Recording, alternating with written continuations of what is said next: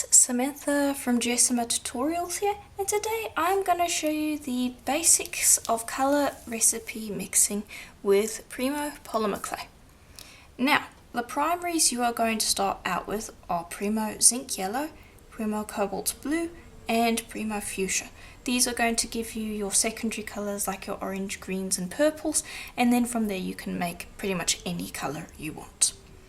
Then if you want to shade or tint your colours, you're going to want to have some Premo White and Premo Black, and if you'd like some special effects going on, you can also have Premo Translucent and Premo Pearl White. This is going to give you your metallic effect, and this is going to give you your translucent effect.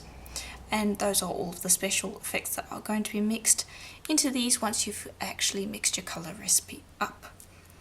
Now, before we get onto the exact way to do that, I first need to show you how to create your colour recipe consistently. And so I'm just going to bring over some of our colours, and let's see, let's make a green. I am going to mix up 3 yellows of the zinc yellow anyway, and 1 of the cobalt blue. And now the important thing when you are making these recipes is that your sheets of clay, that being your colours, are all the same thickness. It doesn't matter what thickness they are, they just need to be all the same thickness. And when you are measuring out your colour recipes, you can see I have 3 of the yellow, 1 of the cobalt blue. You want to use a cutter to cut that out, giving you an accurate measurement. Again, it doesn't matter what cutter you use, it just needs to be the same cutter for all of the parts of the recipe. And then to recreate that recipe over and over again, I would then write down 3 zinc yellow and 1 cobalt blue. And then you mix that up and that will create your colour. Very nice and simple. And that will have given a nice yellowish green. Now, I'm going to pop these to the side. Also, bear in mind, once you've tested out a colour, like this one we know comes out nicely, if you wanted to make a large batch of that, then I would recommend using thicker sheets of clay and a larger cutter. That way you don't have to scale up the recipe, you can just, you'll just end up cutting out more clay. And that's how I generally will make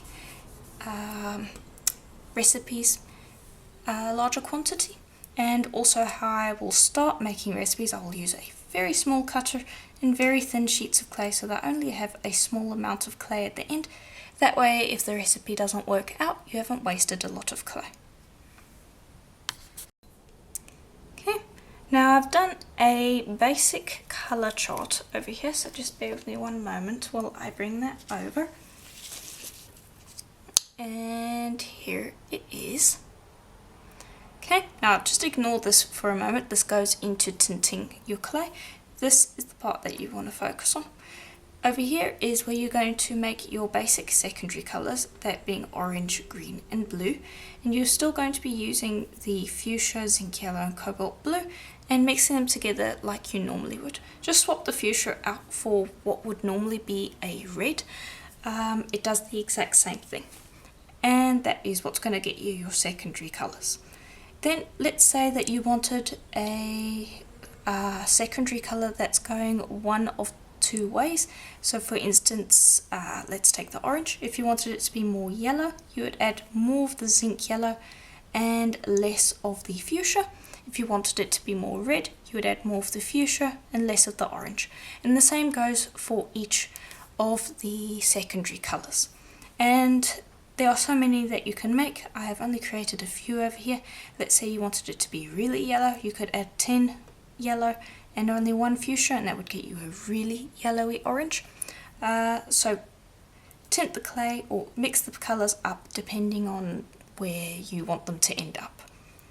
Then once you've got your colour that you're happy with, then you can move on to tinting it or shading it. And in this case, I am showing what will happen if you use white. You can swap the white out for black, and I'll show that in just a moment. But you can see here we've taken the colours, secondary colours anyway, and I've added 1 white to one of whichever secondary colour it is, and that gives you your pastels, and that's generally the colours that I will work with because these are a little strong on their own. Now I'm going to show you how to do that. It's very similar to what I showed a second ago. Let's bring over that green again, and I'm going to roll that through the pasta machine on the same setting as everything else. And there we go. And then I have white and I have black. And again, you will just cut out however much you want. If you want it to be a strong shade and a strong tint, then you'll generally mix equal parts of your colour to your white or black, but that can end up with a really strong effect. Like this is going to be very dark. If you don't want that, then add less black and more of whatever your colour is, and the same goes for the white. Depending on how light you want it, add more white or less white. Okay, then I'll mix those two up. Okay, and there we go. That's how you can tint it or shade it, and that's generally where you're going to be working. But another thing to think about is if you wanted this colour but not necessarily lighter or darker, just muted, what you can also do is, again, let's take one piece of that. Then I am going to mix both black and white. I'm going to take one white, one black, and I don't want those two in that quantity, so I'm actually going to cut it in half. Just about, that one's a little too far. There we go. I'm going to cut that in half and only use half of each. So the recipe, if you were going to do it, would be 2 of your green and then 1 white and 1 black. Then mix that together, and that will give you your kind of muted, slightly grey colour. And there we go. That's how it will look. So it will end up with quite a, this is kind of going to give you a not muddy colour, but definitely one that's more on the grey tone of things. How grey it is depends on how much black and white you added to it. But this is where you're going to get your kind of natural colours, like if you wanted to make realistic looking leaves or grass in this case. But yeah, that all comes from that colour over there. Now, the last thing I do want to cover is if you wanted to make your pieces metallic or translucent. It goes pretty much the same way. Let's see, I'm going to mix this one. Let's go with that one. I'm going to mix that one as a metallic. So I don't have a lot of clay to work with here, but let's make that metallic and translucent. So just keep a little bit of that original colour. And I'm going to split this in half. Generally, when working with metallics or translucents, I would recommend using a lot more of the translucent or the metallic than your colour of origin, just because that's what's going to give you the strongest effect, especially with the translucent. The translucent, you want to work with a tiny amount of the colour, just so that you're tinting the translucent. And I'm just going to mix those both together. And when working with the translucent and the metallics, you want to have created the colour that you like first. So let's say you like this one or this one, you would then go and take some of that and mix the translucent and metallic in, because it's not really going to make it lighter or darker for the most part. It's just going to add that special effect. The pearl white a little bit. This one you want to account for the fact that it's probably going to make it a little bit lighter. But yeah, mix those two together. And there we go. That's what's going to create your kind of pearl colours. And if you plan on using this for a mica shift, just make sure that you have a lot of the metallic clay in there, because it's the metallic that does the mica shift. But if you're just looking for a sparkly pearl effect, then this is a great way to do it. And all from just the one colour.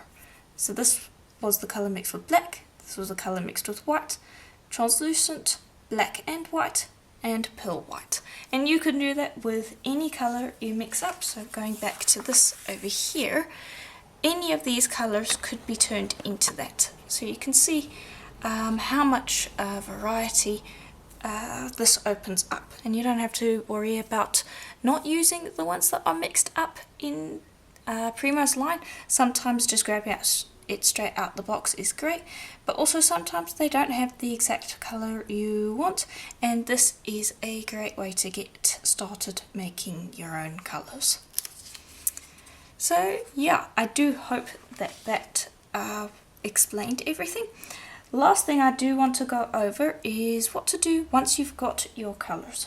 If you have one that you like, or a colour palette that you like, and you want to store that, what you will do is you will cut out your pieces using a cutter, and then you would then bake that.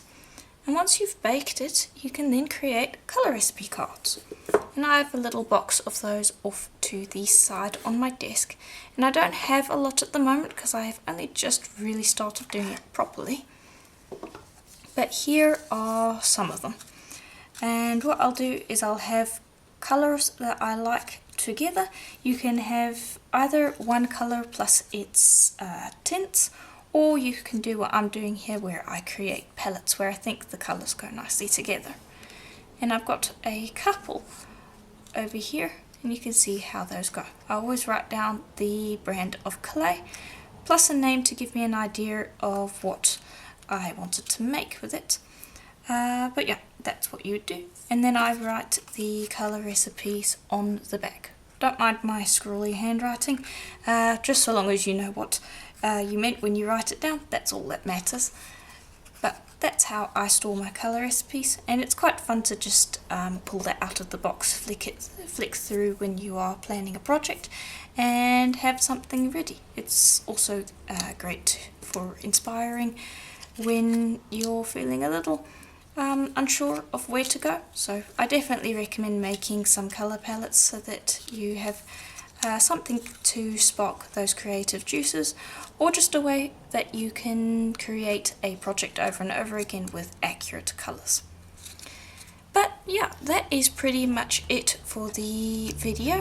If it was helpful, please do let me know in the comments below, and if you have more recommendations for videos like this one, also leave it in the comments and I will get to that as soon as possible. But yeah, if you had any questions as well, please let me know and I will try to answer them as soon as possible. But yeah, thank you for watching. If you enjoyed it, please do consider leaving a like and subscribing. I do videos every single week, sometimes projects, sometimes information videos like this, a whole variety of things. So yeah, please do leave a like, as that helps the video out more than you know. And thank you for watching. I will see you in the next video. Bye for now.